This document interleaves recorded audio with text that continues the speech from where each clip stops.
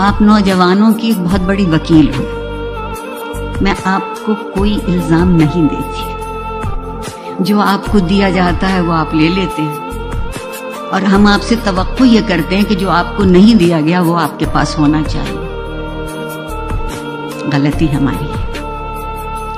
آپ میرا مستقبل ہیں، میں آپ کا ماضی ہوں. ماضی کو رد مت کیجیے، پرکھیے، جانچیے. اگر کچھ اچھا ہے تو آگے لے کے بڑھ جائیے، اور پھر ماضی کو دہرائیے گا نہیں.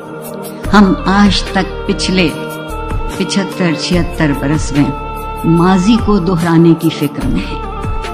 وقت گزرتا ضرور ہے مگر پلٹ کے نہیں آتا. ہمیں وقت کا مسافر ہونا ہے، پلٹنا نہیں ہے گستاخی اور بدتہذیبی کی طرف. اور ایک بہت لطف کی صورتحال اس وقت موجود ہے کہ بزوم خود جو خود کو بڑا پرہیزگار